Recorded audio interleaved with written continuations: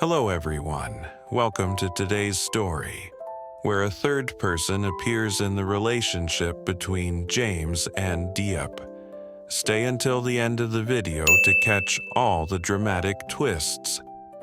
The soft dawn gently glides through thick green canopies as Diep steps slowly into the familiar forest.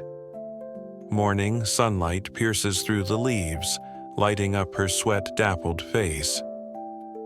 The bamboo basket on her back is still empty, but her eyes reflect quiet determination, the rhythm of someone deeply in tune with nature. Birdsong mingles with the rustling of leaves, composing a gentle soundtrack to Diep's quiet expedition. She kneels by each tree, carefully brushing aside fallen leaves to uncover fresh bamboo shoots. "This one's really big," she whispers to herself, a trace of joy breaking her silence. Then she finds another, sweet, firm, carrying the scent of damp earth. With each discovery, a subtle glow lights up her face. It feels less like foraging, more like gathering small pieces of hope from the wilderness. Her murmurs drift into the forest, not for any listener, but for comfort in solitude. For Diep, this isn't just labor, it's a ritual. The forest and she share something wordless. The silence, the damp ground, the fragrance of new shoots, they ground her. This space, raw and untouched, understands her better than people do.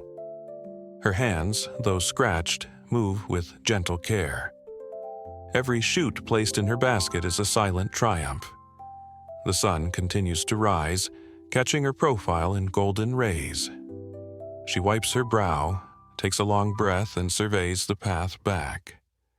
Her basket is nearly full now. She straightens her back, the forest's calm still clinging to her skin. One last glance at the trees, then she steps forward, out of the woods and into whatever the day may bring. Leaving the forest with a full basket of bamboo shoots, Diep followed the familiar red dirt trail that led toward the market. In the distance, the sharp sound of chainsaws and shouting voices pierced the quiet. She slowed her pace. Atop a nearby hill, a group of workers were harvesting timber, sweat-drenched bodies moving steadily among towering logs. From amidst them, a voice rang out. "This is the chairman from our partner mill here to inspect," someone said. Diep stood by the edge of the path, unnoticed, quietly observing. Their words filtered through the noise.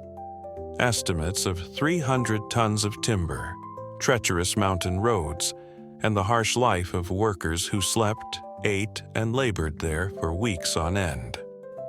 "You need to understand these men," said a director firmly. "Don't push quotas too hard." Then came talk of allocating extra budget for better meals. The tone wasn't loud, but it echoed with sincerity.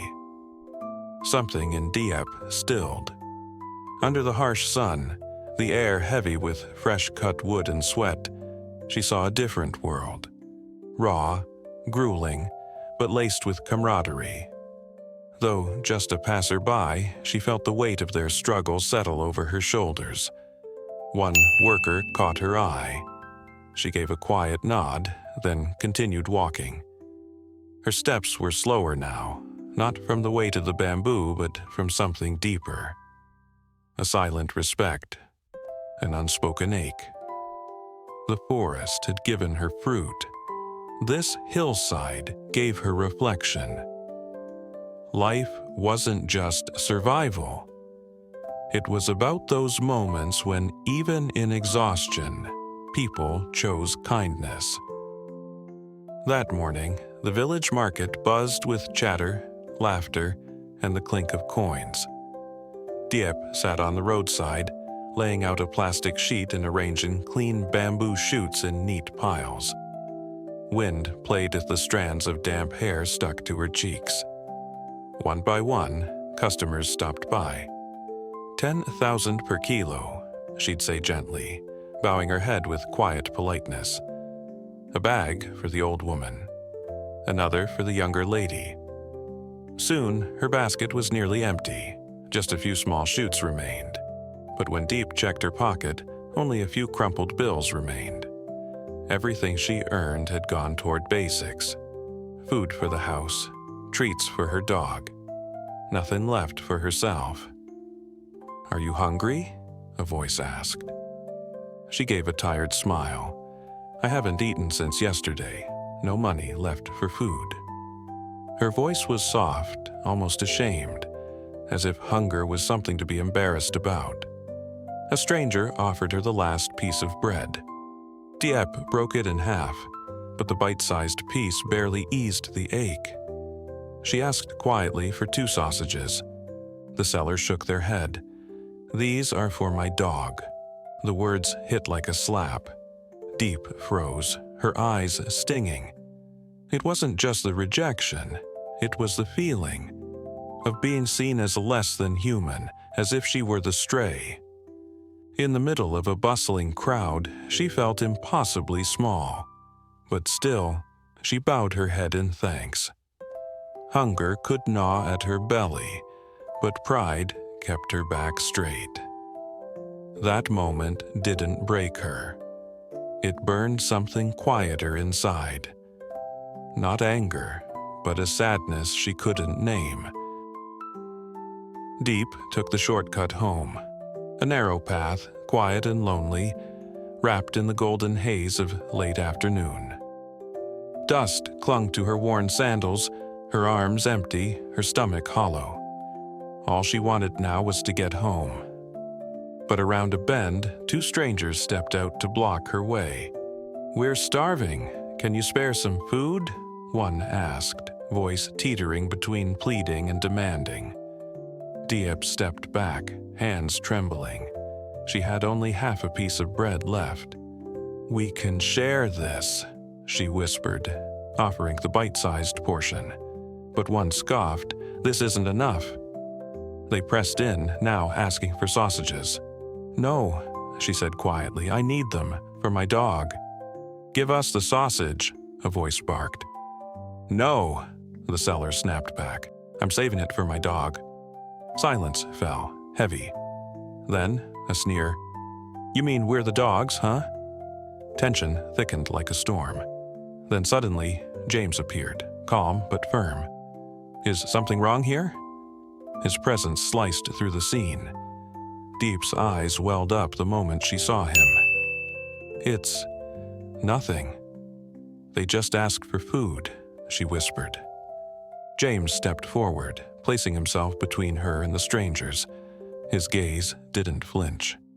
After a beat, the 2 men slowly backed away. "You shouldn't walk this road alone," he said gently. Diep nodded, shaken. He offered to walk her home. She hesitated, then softly replied, "Thank you. Sorry to trouble you." As evening settled, 2 figures disappeared down the quiet path. One quietly guarding, the other quietly held together by gratitude and exhaustion. The evening in Diep's home seemed peaceful at first glance, but the tension was thick the moment James and Tuong sat across from each other. Diep disappeared into the kitchen to cook. That left the 2 men in a quiet standoff, seated opposite one another. Tuong gripped his glass lightly. James didn't look away. "Tuong," James began, calm but firm, "we're both men. I think we should be honest." Tuong's tone slowed, cautious. "What do you mean?" James's eyes held steady. "Why are you approaching Diep? What do you really want?" The words cut through the air like a blade. Tuong answered without hesitation. "I have feelings for her, and I've stepped back more than once to give you a chance. But you keep hurting her." Silence. Then James said, "I don't care whether it was intentional or not. What I've seen is her pain, over and over." Tuong sighed, his voice raw. "I never meant to hurt her. but sometimes things slip out of control. James leaned in slightly, voice calm but resolute. I won't let her be hurt again. Their eyes locked, unblinking, heavy. But this isn't something we can pass back and forth like an object, James continued. Feelings come from both sides. She has to decide. A pause. Tung nodded slowly. I understand, and I don't blame you, but if she chooses you, take care of her. No more words were spoken, but in the silence there was something almost like respect, forged through tension, regret, and something both men quietly understood. The dinner table was modest, but the warmth of the kitchen made it feel like home. Soft yellow light bathed three faces, Diep, Tung, and James. The clink of spoons, the scoop of rice, quiet exchanges of, please, eat more. Every sound was subdued, as if they were all tiptoeing around something fragile. James served deep with quiet ease, his eyes soft but steady. Tung said little, yet glanced at her often when he thought no one noticed. Each gesture, each look carried its own unspoken weight, not loud but undeniable. Their conversation drifted to farming, soil conditions, fertilizer types, which crops might take root in dry land. On the surface it was casual, technical, but beneath it, a silent duel, each man subtly revealing how well he understood Diep's world, how willing he was to walk beside her through it. Diep listened quietly. Sometimes she smiled, sometimes she simply nodded. Her eyes moved from one to the other, absorbing, assessing, uncertain. This wasn't just dinner. Every shared dish, every act of care was a quiet plea for recognition. Tung poured more tea. James pulled Diep's chair in gently. No one raised their voice, yet their silence spoke louder than words. A quiet confrontation, each fighting not with anger but with presence. And Diep, she was the center of this calm storm, holding space between two tides. She didn't say it, but she felt it. A shift was coming, the kind that arrives like thunder in a clear sky. After dinner, Tung stood and quietly excused himself.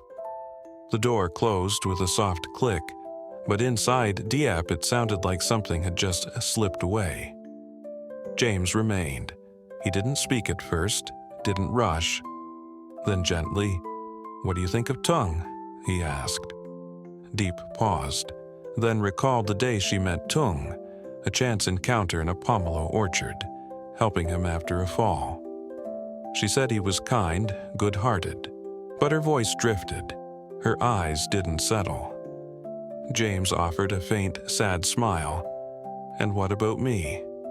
Diep turned to him, eyes lingering longer this time. "You've always cared for me, always been there when I needed someone." Her words were soft, nearly a whisper. James nodded. "I wish time would slow down, so I could stay by your side a little longer." He didn't ask for her choice, didn't demand an answer, but everything he said felt like steps gently stepping back, surrendering the decision to her. She didn't reply. Her hands held a bowl of water she hadn't put away. At her feet, Hockey dozed off, unaware of the quiet storm above. James rose, adjusted his coat. "I need to meet John. I'll go now." At the door, he turned once more. "Take care of yourself." She nodded, mute. The door closed again. In the stillness of the small home, only her heartbeat echoed, heavy, unsteady. One man had walked away, but she wasn't sure. If she could hold on to the one who remained. Câu chuyện kể về cuộc sống của Diệp, gắn bó với thiên nhiên và mưu sinh bằng nghề hái măng.